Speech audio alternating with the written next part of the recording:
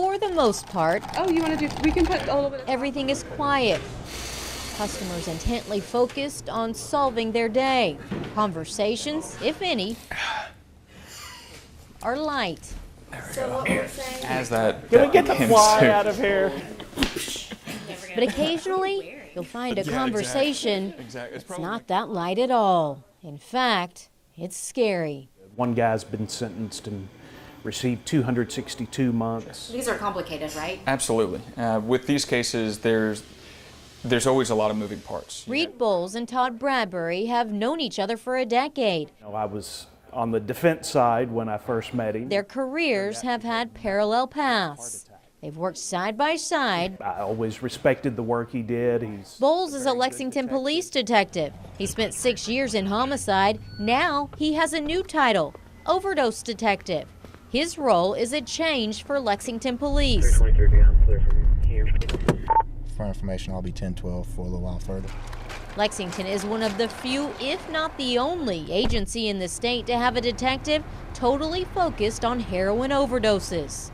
How bad is heroin in Lexington right now? It's extremely prevalent. Bowles doesn't really have an office. His days are spent on the streets, going from overdose case to overdose case. This new role isn't as clear-cut as his homicide days. It's messy. There are losses and gains, but he's not alone. That as we're working through and be like, Todd, am I missing something here? Todd Bradbury is a federal prosecutor. He's a secret weapon of sorts for Bowles. On the street, you are who they're scared of. The feds. Yes, and we know it because we hear in jail phone calls that, you know, well, you better stay out of Kentucky. You know, they'll charge you with an overdose death down here. Through federal prosecutions, Bradbury is able to lock dealers up for longer than state statute allows. We'll sit down with the defendant and try to get their cooperation immediately, and you know they realize that the strength of state law is only going to go so far. They get introduced to somebody from the U.S. Attorney's Office or the DEA. It changes the perspective drastically because the writing on the wall is something completely different and much more substantial. Bradbury is busy. His job as a federal prosecutor has shifted just like Bowles to overdoses all the time.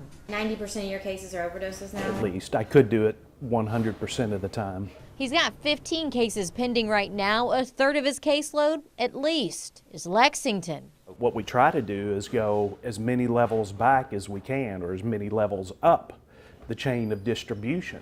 And to get to the high-level dealers, he needs boots on the ground, which is Bowles' specialty.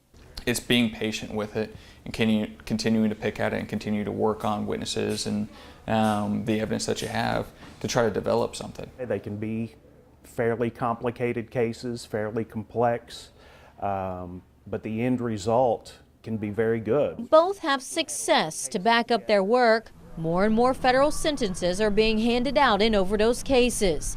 It's new territory for both of these men.